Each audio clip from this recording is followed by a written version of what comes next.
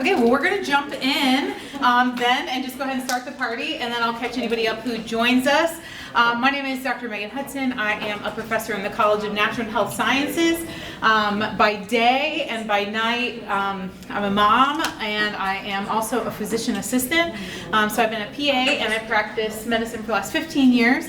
It's been a super fun journey, mostly in primary care, some addiction medicine, some inpatient, outpatient, just an adventure, right? Because that's medicine. And so then I ended up at SCU, straight journey of love and excitement. Today we are going to do a fun lecture on trauma-informed care and how trauma affects how childhood trauma affects learning, and it also changes our ability to develop. So this is just a conversation warning that the conversations we may be having today could invoke some feelings or cause you to reflect on some things that could be uncomfortable. And should that arise, please take a bathroom break, or at any time you can text your therapist, as long as it's not AI, okay?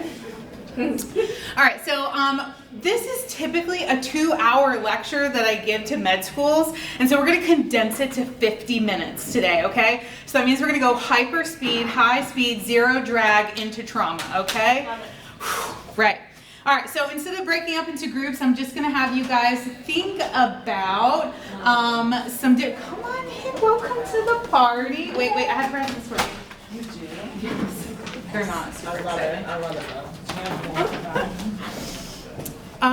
And kind of just think about maybe what you already know about ACEs and trauma-informed care. Are you like, hey, this is a new concept to me. Hey, I'm a pro here. Like, where do you think you kind of fall on that spectrum? All right, this is going to be the fun part. Are you ready? I want you to think back to something that may have hurt you or someone else during your childhood. We're not going to talk about it. We're not sharing feelings today. We're just thinking, okay? This could be, the kid in 2nd grade who flicked a booger on you, or who threw your sandwich away and you were hungry for lunch. It's just an instance in your childhood where you vividly remember this scenario. Anybody want to share how long ago that instance was for you? You don't have to tell us about it. How old are you in 4th grade? 9. Yeah, okay. 8, 9. So 42 years ago. Excellent. What else? 4th grade playground. All right, 8th or 9th grade, popular time. 3rd grade playground. Daggone playground, gets us every time. What else? So it's interesting that 40 years ago, 30 years ago, we can vividly remember these moments. I can remember his shirt. I can remember what it smelled like in the cafeteria. I can remember all of these things because it changed my neuroplasticity. It literally changed the way our brains perceive that moment in time, that years later we can recall something with such detail. And that's going to be really important. We started earlier. That's going to be really important when we start going into the effects of trauma, because you're going to see how it changes the brain. So today we're going to be looking at ACEs, and what you have in front of you is an ACEs assessment, and we're not going to read through them all as a group. I'll let you guys read them together. You do not have to take this test. You do not have to write on it. Please don't put your name on it. I'm not collecting them. It is just for your observation. However, I would love you to read through the list and kind of maybe tally what your ACEs score is in your mind, and then we'll use that information later. But I'm not collecting them. It's for you. It's private. Are you guys ready? Okay, so before we jump into one of the fun parts, we got to do some work. Welcome to education. Here we are. Uh-oh. Let's see. Let's see if I can figure out where I went wrong and why I have no sound. No. Oh, I heard it. Processes. Yes. Is the hardest part of any Okay. job? Okay. Meet my friend, Dr. Nadine Burke.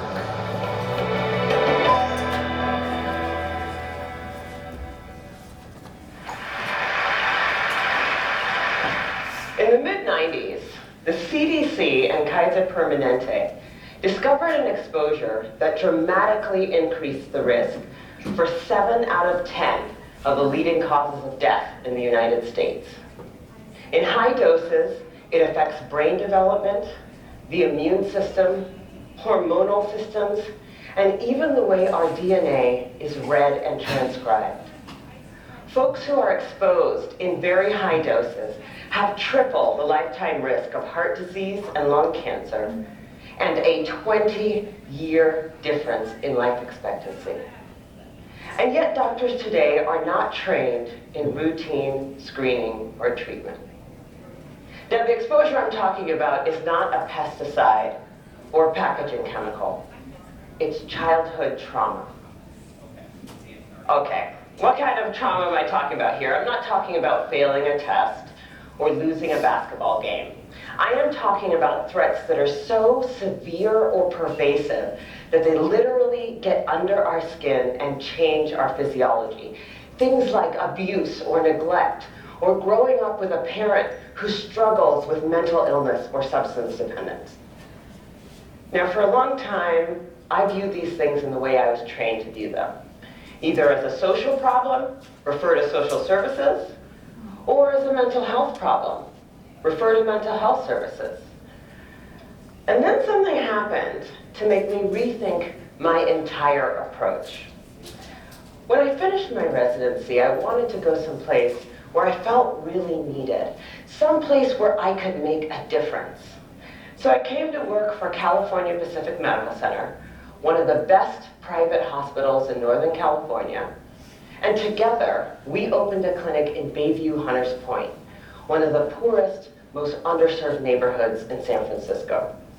Now, prior to that point, there had been only one pediatrician in all of Bayview to serve more than 10,000 children. So we hung a shingle, and we were able to provide top quality care regardless of ability to pay. It was so cool. We targeted the typical health disparities: access to care, immunization rates, asthma hospitalization rates, and we hit all of our numbers. We felt very proud of ourselves. But then I started noticing a disturbing trend. A lot of kids were being referred to me for ADHD, or attention deficit hyperactivity disorder. But when I actually did a thorough history and physical, what I found was that for most of my patients, I couldn't make a diagnosis of ADHD. Most of the kids I was seeing had experienced such severe trauma that it felt like something else was going on. Somehow, I was missing something important. Now, before I did my residency, I did a master's degree in public health. And one of the things that they teach you in public health school is that if you're a doctor and you see 100 kids that all drink from the same well, and 98 of them develop diarrhea, you can go ahead and write that prescription for dose after dose after dose of antibiotics, or you can walk over and say, what the hell is in this well? So I began reading everything that I could get my hands on about how exposure to adversity affects the developing brains and bodies of children. And then one day, my colleague walked into my office and he said, Dr. Burke, have you seen this? In his hand was a copy of a research study called the Adverse Childhood Experiences Study. That day changed my clinical practice and ultimately my career. The Adverse Childhood Experiences Study is something that everybody needs to know about. It was done by Dr. Vince Felitti at Kaiser and Dr. Bob Onda at the CDC, and together they asked 17,500 adults about their history of exposure to what they called adverse childhood experiences, or ACEs. Those include physical, emotional, or sexual abuse, physical or emotional neglect, parental mental illness, substance dependence, incarceration, parental separation or divorce, or domestic violence. For every yes, you would get a point on your ACE score. And then what they did was they correlated these ACE scores against health outcomes. What they found was striking. Two things. Number one, ACEs are incredibly common. 67% of the population had at least one ACE, and 12.6%, 1 in 8, had 4 or more ACEs. The second thing that they found was that there was a dose-response relationship between ACEs and health outcomes. The higher your ACE score, the worse your health outcomes. For a person with an ACE score of 4 or more, their relative risk of chronic obstructive pulmonary disease was 2.5 times that of someone with an ACE score of 0. For hepatitis, it was also 2.5 times. For depression, it was 4.5 times. For suicidality, it was 12 times. A person with an ACE score of 7 or more had triple the lifetime risk of lung cancer and 3.5 times the risk of ischemic heart disease, the #1 killer in the United States of America. Well, of course, this makes sense. You know, some people looked at this data and they said, come on, you know, you have a rough childhood, you're more likely to drink and smoke and do all these things that are going to ruin your health. This isn't science. This is just bad behavior. It turns out this is exactly where the science comes in. We now understand, better than we ever have before, how exposure to early adversity affects the developing brains and bodies of children. It affects areas like the nucleus accumbens, the pleasure and reward center of the brain that is implicated in substance dependence. It inhibits the prefrontal cortex, which is necessary for impulse control and executive function, a critical area for learning. And on MRI scans, we see measurable differences in the amygdala, the brain's fear response center. So there are real neurologic reasons why folks exposed to high doses of adversity are more likely to engage in high-risk behavior. And that's important to know. But it turns out that even if you don't engage in any high-risk behavior, you're still more likely to develop heart disease or cancer. The reason for this has to do with the hypothalamic pituitary adrenal axis, the brain's and body's stress response system that governs our fight or flight response. How does it work? Well, imagine you're walking in the forest and you see a bear. Immediately, your hypothalamus sends a signal to your pituitary, which sends a signal to your adrenal gland that says, release stress hormones, adrenaline, cortisol. And so your heart starts to pound, your pupils dilate, your airways open up, and you are ready to either fight that bear or run from the bear. And that is wonderful if you're in a forest and there's a bear. This is what Ivy League University We'll put a commercial in here. with a 3.6 GPA. 90% of students will. But the problem is what happens when the bear comes home every night. And this system is activated over and over and over again. And it goes from being adaptive or life-saving to maladaptive or health-damaging. Children are especially sensitive to this repeated stress activation because their brains and bodies are just developing. High doses of adversity not only affect brain structure and function, they affect the developing immune system, developing hormonal systems, and even the way our DNA is read and transcribed. So for me, this information threw my old training out the window, because when we understand the mechanism of a disease, when we know not only which pathways are disrupted, but how, then as doctors, it is our job to use this science for prevention and treatment. That's what we do. So in San Francisco, we created the Center for Youth Wellness to prevent, screen, and heal the impacts of ACEs and toxic stress. We started simply with routine screening of every one of our kids at their regular physical, because I know that if my patient has an ACE score of 4, She's 2.5 times as likely to develop hepatitis or COPD. She's 4.5 times as likely to become depressed, and she's 12 times as likely to attempt to take her own life as my patient with 0 ACEs. I know that when she's in my exam room.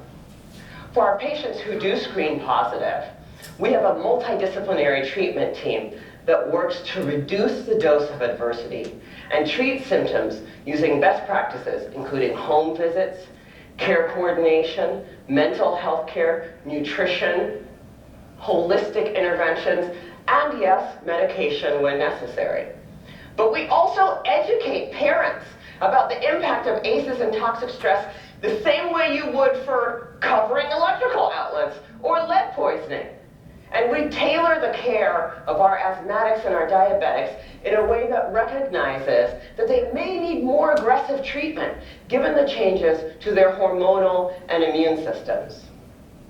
So the other thing that happens when you understand this science is that you'll want to shout it from the rooftops, because this isn't just an issue for kids in Bayview. I figured the minute that everybody else heard about this, it would be routine screening, your multidisciplinary treatment teams, and it would be a race to the most effective clinical treatment protocols. Yeah, that did not happen. And that was a huge learning for me. What I had thought of as simply best clinical practice, I now understand to be a movement. In the words of Dr. Robert Block, the former president of the American Academy of Pediatrics, adverse childhood experiences are the single greatest unaddressed public health threat facing our nation today. And for a lot of people, that's a terrifying prospect.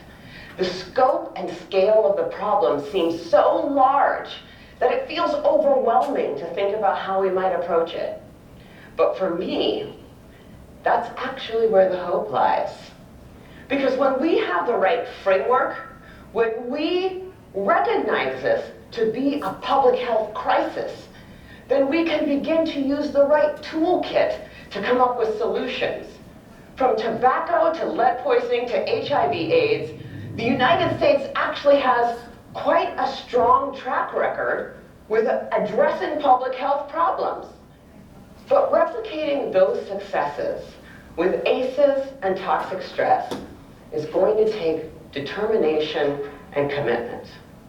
And when I look at what our nation's response has been so far, I wonder, why haven't we taken this more seriously?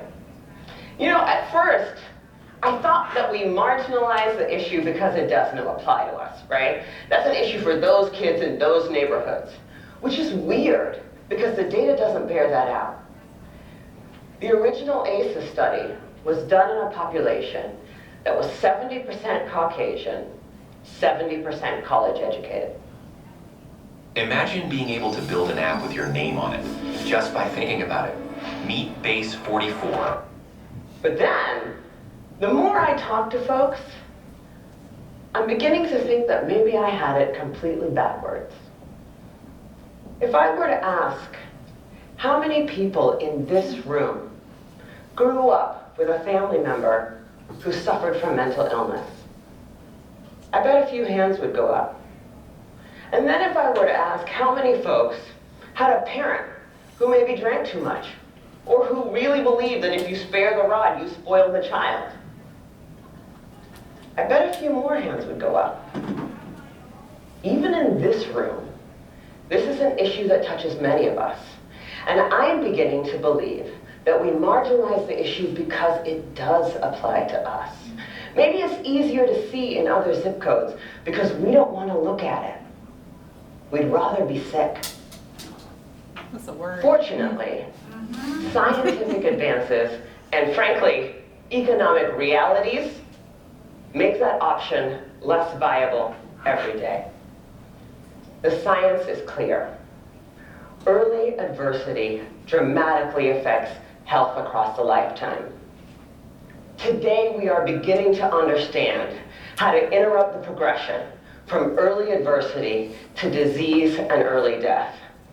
And 30 years from now, the child who has a high ACE score and whose behavioral symptoms go unrecognized, whose asthma management is not connected, and who goes on to develop high blood pressure and early heart disease or cancer will be just as anomalous as a 6-month mortality from HIV/AIDS. People will look at that situation and say, what the heck happened there? This is treatable. This is beatable. The single most important thing that we need today is the courage to look this problem in the face and say, this is real, and this is all of us.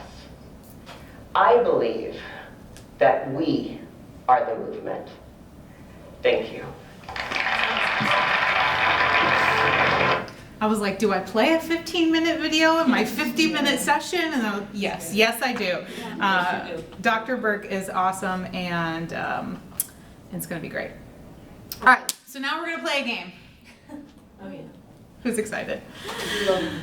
Let's do it. All right, so we're going to play a Kahoot. So grab your phone and open www.kahoot.it, and then when it asks you for a game pin, 447 is going to be our game pin.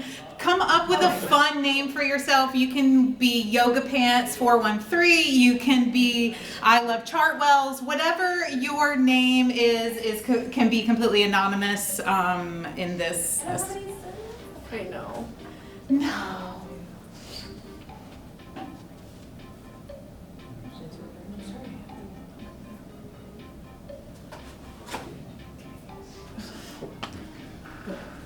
We gotta have the jams there. This is the worst part, right? When you're waiting for everybody to chime in. You're doing great, guys. You're doing great.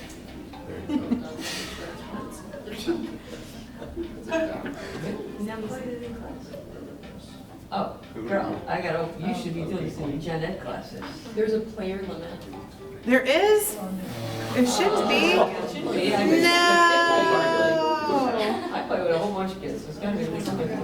That's so rude. You know what it is that my subscription's up in 5 days and they want me to pay $100, so it's fine. Here we are.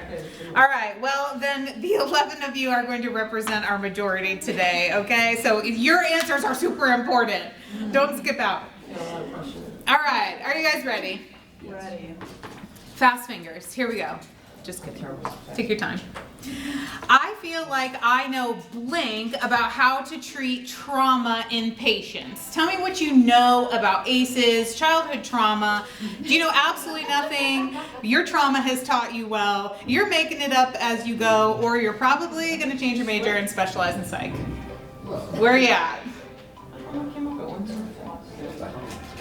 It says easy does it. What's that mean? I don't know. It means you pick too many answers. Oh no, I only picked one.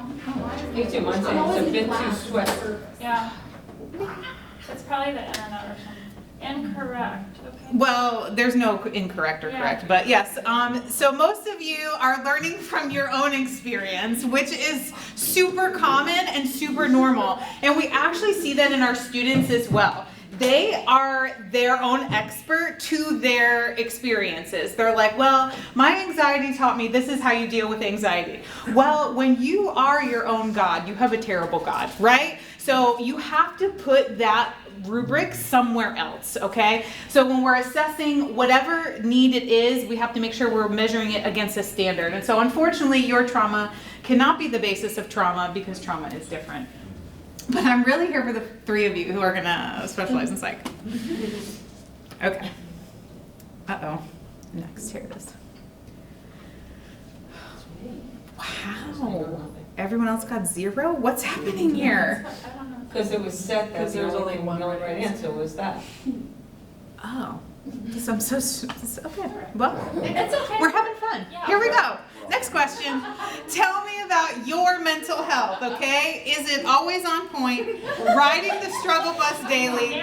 Married and medicated? Or, I told you this is for med school. This is an SEU approved. Close your eyes. All of them. Tell me about your mental health. Where is it?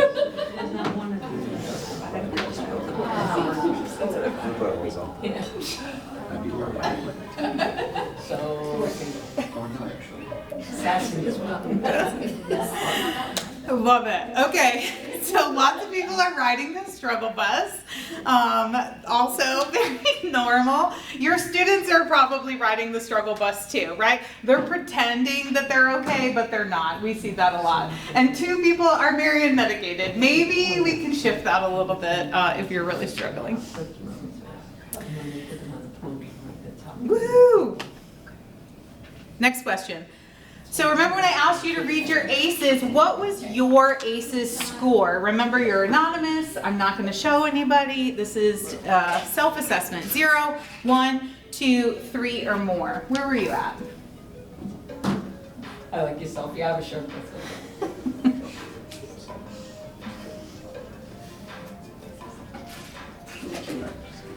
We got 2 people not answering. Who is it?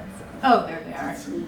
Okay, interesting. So Dr. Burke said 67% of the population has an ACEs score of 1 or more, right? So that would make sense that in this room, 67% of us have at least one childhood traumatic event that we've experienced. And our data really shows that we may be a little heavier than that, but it does show that we're consistent. And so 0 is the outlier in situation. So you're more likely to interact with a student who's experienced childhood trauma than you are to interact with a student who has not experienced childhood trauma.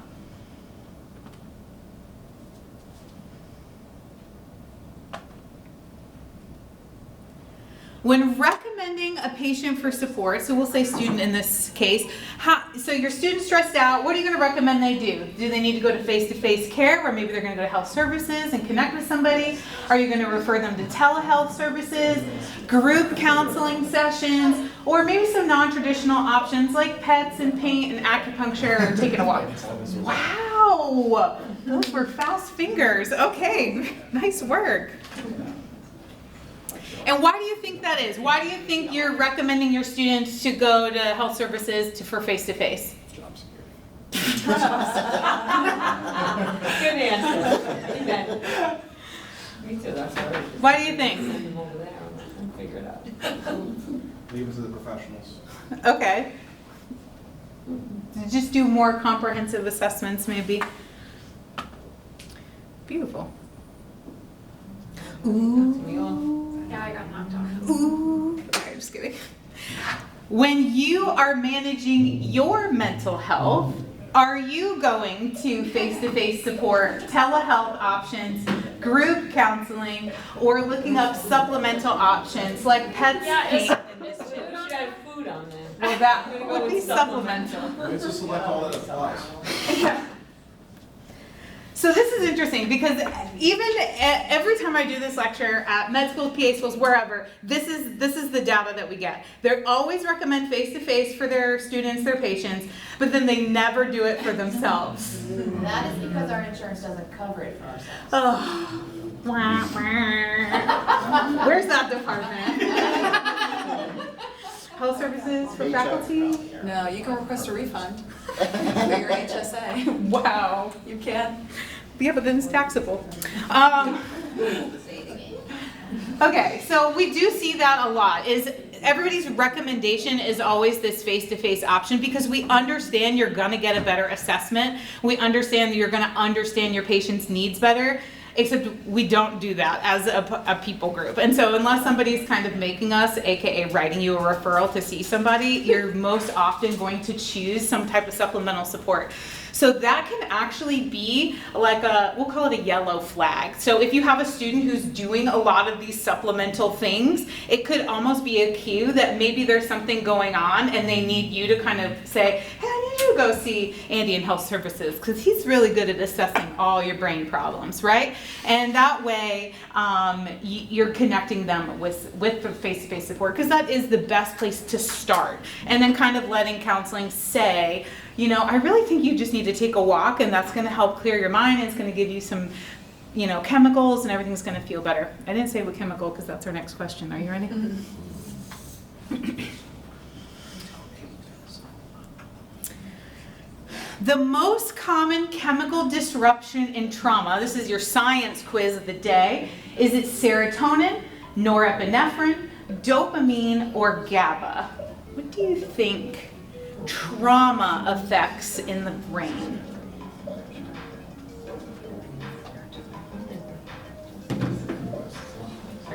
Ooh, the music. It's really there today. What do you think? What do you think? Childhood trauma. Wow, this is an I don't know response. Love this. The correct answer is dopamine, which is really interesting because a lot of times we see patients who, students, patients, whatever, who are dealing with things, depression, anxiety, maybe they have OCD, maybe there's some type of behavior that's stemming from the childhood trauma, and they get put on SSRIs or serotonin modulating medications, and they are non-effective. They don't help those students, they don't help those patients when trauma is the underlying variable there, because trauma does not respond to serotonin.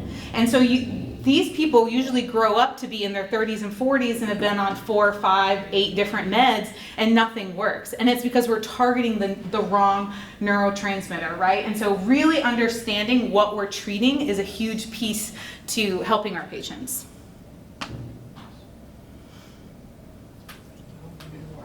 Wow, on fire fingers. All right, so this is a subjective question. The most important part of music is what? The piano, the sheet music, the musician, the audience. What do you think the most important piece is?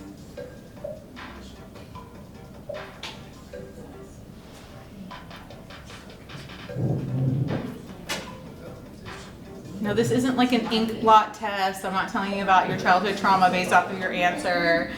Okay, interesting. Audience people, tell me why you felt like the audience is the answer. Perception. What does that mean?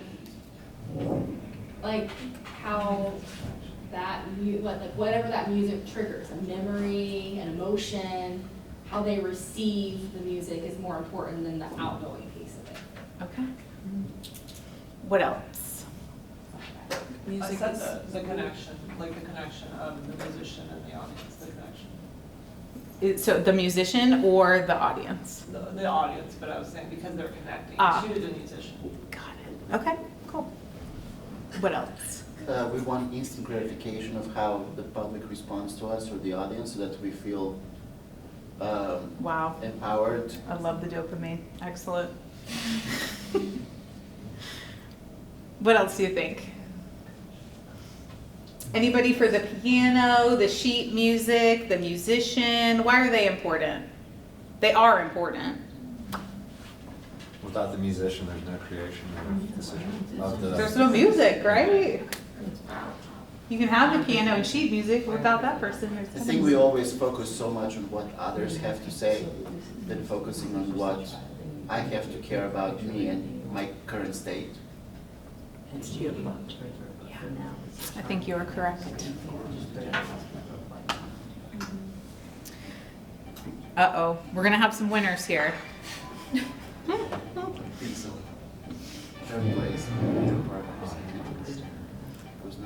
Wow, the pressure. Woohoo!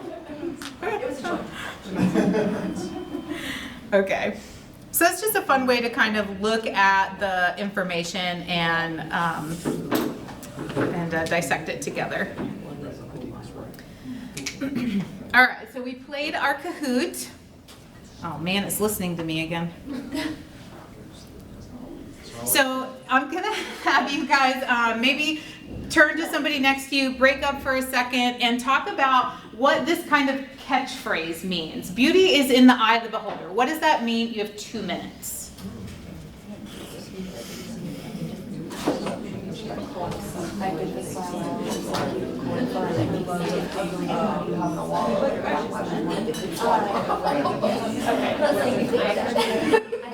I've always heard it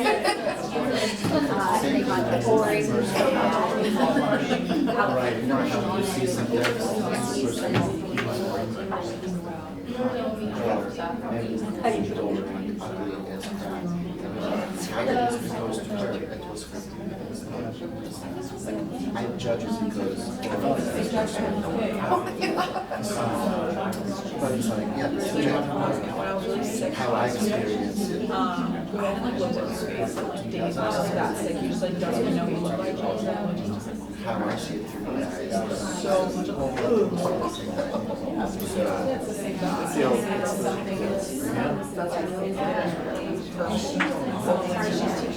much Tell me a little bit about what you guys came up with. What did you conclude that this idea represents? Beauty is in the eye of the beholder. What does it mean? Let's hear from like 4 or 5 groups. What do you guys think? It doesn't use. We just talked about how we all see things differently. So I use my water bottle as an example. I was like, I could think like my water bottle is so cute and pink and fun, and like, not saying that she does, but like she could look at it and be like, why do you have a big like ugly pink water bottle that you're like carrying around with you? But to me, I love it and it's cute. I love that. What else?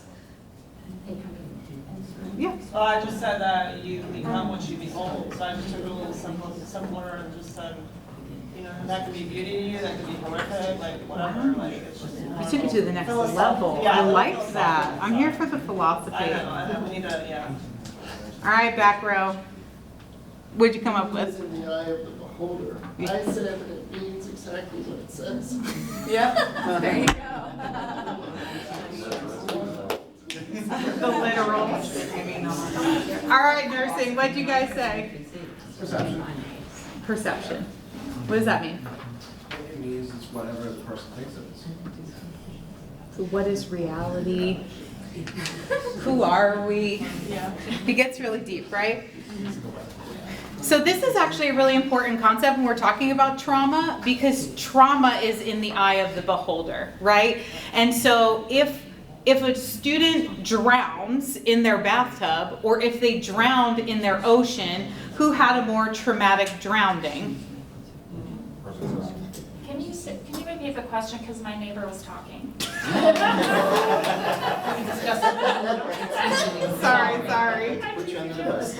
So this concept can apply to trauma. Trauma is in the eye of the beholder. So if a student drowns in a bathtub or if a student drowns in the ocean, which student has a more traumatic drowning?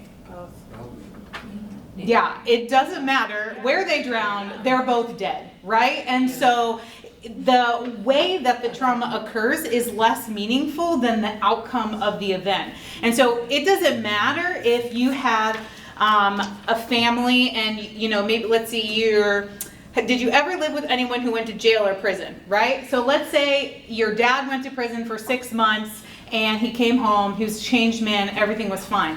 That's still an ACE. It is still a score that impacted their neuroplasticity. Whether that case happened or your dad murdered someone, went to jail for life, and you've never seen them again, those are still ACEs, and they have still impacted neuroplasticity. And so students are really bad at trauma comparing, where they're like, oh, you had it so much worse than me, or I didn't have it as bad as you, so I didn't, blah, blah, blah. And we do that as well, right? Where we say, well, I really can't complain about this because the science doesn't say that. The science says trauma is trauma and it changes the brain. So kind of just remembering that when you're thinking of through those scenarios. I'm gonna give you a minute. I've thrown a lot at you. Thoughts, feelings, questions. Where are you at so far? I will speak up. I have had, in the past couple of years, more students approach me, like even in the classroom after class, about mental health issues, or I've tried to seek counseling on campus and they don't have time, or so I was talking to, is she in? Yeah, Rachel's right there. Yeah, we were actually just talking out there. But so I think it's a lot more prevalent and we just don't talk about it. Like, there's such a stigma associated with trauma and mental health and all of that. I don't know, I'm just thinking out loud, but like, I feel like more and more students are coming to me about it, maybe to some of you as well, but I just don't know like what we can do for them. Health services, any Everything. ideas? SOS? Tell them they're not reading their emails, because we weren't on a wait list. But, Really? yeah, so it's kind of a hard stigma to overcome. But people hear something one time, right? They reach out, there's a week left of the semester and they weren't able to be seen because they move out in 3 days, and they take that as there are no services available, right? I And so- appreciate that. I'm glad I talked. Yeah, so sometimes that happens. There is sometimes where we are in counseling and wellness on a wait list at times. Which is Yeah, happens. right, Yeah. which we try to avoid, but we have great resources like SOS, who you just pointed out. And then additional resources, whether that's teletherapy or some of the other supplemental things.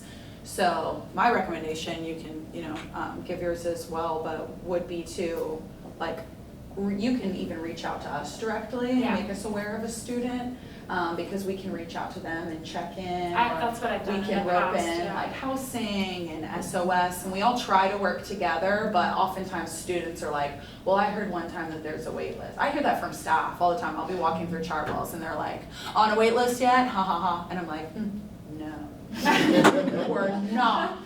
So send students to us. That is so true. And I will piggyback on what she said. They have available resource to them 24/7 through Timely Care. It's an app.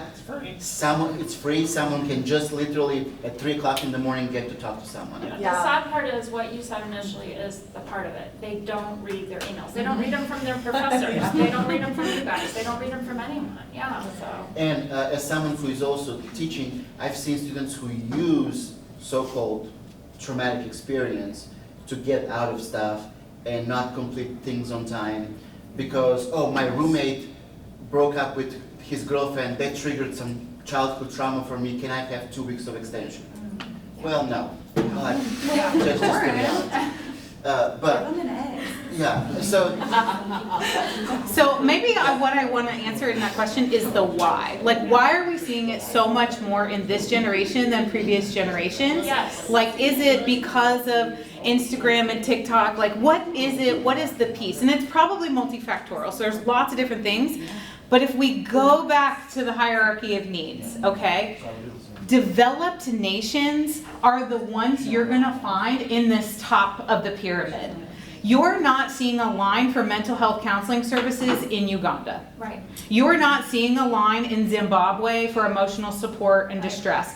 There are those services available, but there's no line for them, right? And it's because we have had so many needs met, all that we're left with is our emotional needs that we feel are unfulfilled. Wow. Thank you for that. I mean, I would say even feels like somewhere in the middle of the US in urban areas could be that some of these needs are not being met, that they're not even aware, like in Nebraska, in the nowhere, somewhere. Well, even if you go and like in those rural areas, if you ask homeless people, hey, we're doing free counseling today, do you want to come for counseling? They'll be like, yeah, sure, but I also need a place to sleep tonight. I also need dinner. I also need, so it's a nice idea, but until your Maslow's is ready for that, the service can't be there. And so in this affluent community that we have, that is the highlight of our service. Yeah. And that's why you want to address trauma first, right? Because it's kind of the underlying bottom of the pyramid. Okay, that was Thank a you, detour. Dr. Yes. Hudson. Detour. Let me see if I want, we'll go here and then we'll stop. Okay, so we're gonna do that remembering thing again, okay? We're gonna remember a time that somebody really ticked you off. Okay? Oh man, it can't record me. I say crazy things. Okay. All right, so remember a time somebody really pushed your buttons, really ticked you off. You felt angry, scared, rejected, unheard. Maybe you were fired from a job. Maybe you were cut off in traffic. Maybe somebody wrote a nasty email you and CC'd everybody in it. Like, think back to that moment and tell me what you're feeling. What does your body feel like? My neck's hot. Your neck is now hot. I am also sweating. So your heart is racing. Your cortisol is kicking in. What does that mean? What are you feeling? Nauseous. More feelings. Lightheaded. Rage, lightheaded. I want to leave. Like you were over this. You were like, I'm out. Who's this crazy lady? She's making me feel things. Okay, so our hearts are racing. We're sweating. We got rage. We're ready to exit the door. This is a really great place to take a group of people, isn't it? So what we're experiencing is sympathetic and parasympathetic engagement, right? So before we talked about your rage moment, we were all in this chill mode, okay? So we're in this place of rest and digest where we're just enjoying our bagel and our fruit are rolling around in there. Maybe you have to poop. Maybe, you know, our body's fighting off cooties. We're doing all these very normal biologic things when we're in our rest phase. And then the email hit, and then you got fired, and then the person cut you off, okay? So you had a triggering event. And then as soon as that happens, you notice physiologic changes that occur almost immediately.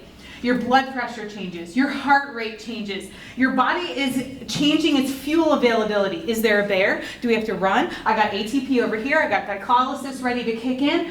We got pupil dilation, blood clotting, we are ready. Our bronchus even expand, which is why you feel this thing in your chest happening. You are ready to get more air and run, okay? Let's say that email then takes you to the next level, okay? So we just had all this experience, and the person walked in and they're like, and I'm gonna need you to pack your bags today because we're done and you smell. And you're going to this smell.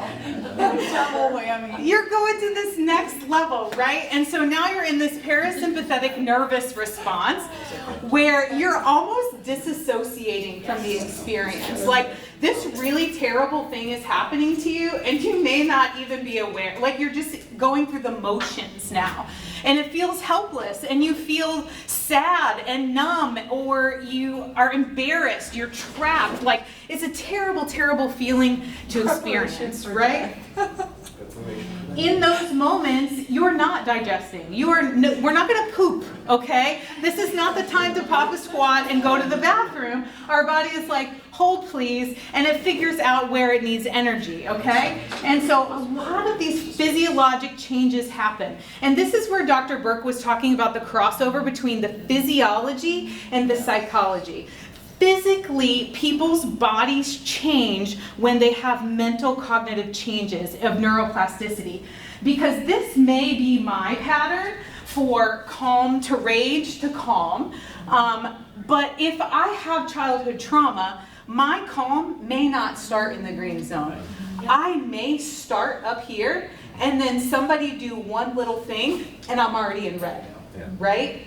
And that's the difference between people with trauma and without trauma, is that for this person, it takes them a while to disassociate. For people who may have their starting line here, it is a small trigger and they're checked out.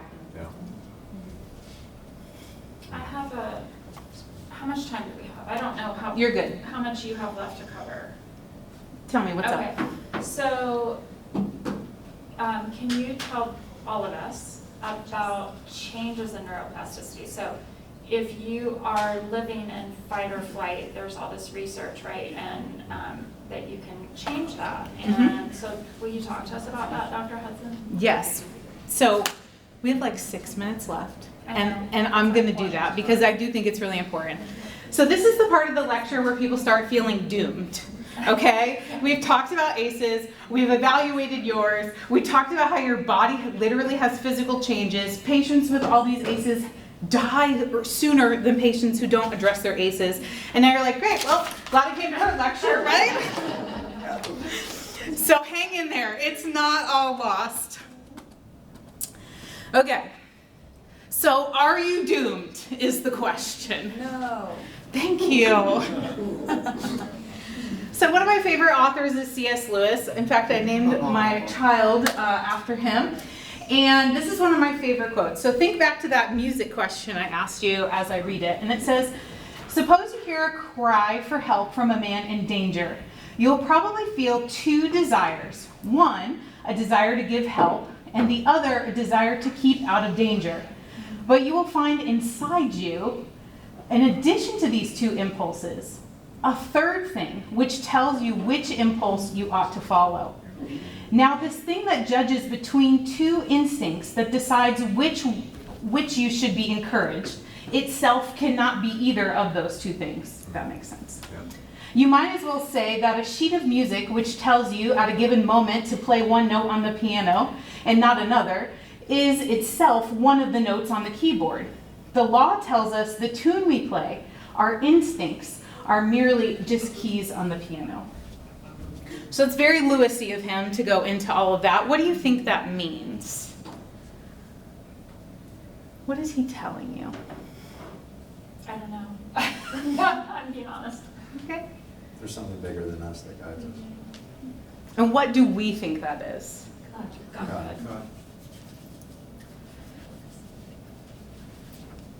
And sometimes we don't know the right decision, and we're not supposed to. We are not our own deity. And I think that is kind of been up in the conversation a couple times. We can't choose those things. And sometimes we follow the instinct that is within us, which we believe is the Holy Spirit. So when we're talking about positive childhood experiences, these are the balancing weights to ACEs. And these have been studied and will balance out some of these negative experiences. Interestingly, let's take a look at what they are. Positive childhood experiences are feeling able to talk to your family about your feelings. When you were a kid, did you feel like you could talk to your family about your feelings? Feeling like your family stood by you during difficult times. Enjoying participating in community traditions. This can be cultural, where you're doing Cinco de Mayos. This can be Christmas, where you're decorating the tree together, singing Happy Birthday Jesus. There's something traditional you're doing that you're a part of, and you sense that you're a part of something bigger than you. Kind of goes back to that concept. Feeling a sense of belonging in high school. This is really interesting. Our data shows that self-identity in high school is really important. Oh, that's my warning. Feeling supported by your friends, having at least 2 non-parent adults who took a genuine interest in you. I think that's really important. And when we're looking at how to repair ACEs, that's a really great place to start. Is it coaches? Is it Boys and Girls Club? Is it your youth pastor? I can't tell you how many kids we talk to on campus who are like, my youth pastor changed my life, blah, blah, blah, blah, blah. And it's because that is a positive childhood experience and it balances their ACEs. Feeling safe and protected by adults in your home. So when we look at balancing those, it's not a 1-for-1. So it's not like, oh, your parents got divorced, well, let's give you a mentor.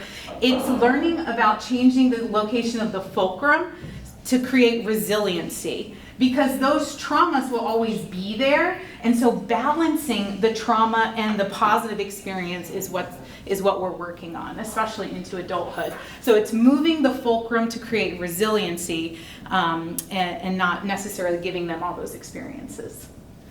That was a lot. You were incredible. That was a lot. Sorry, guys.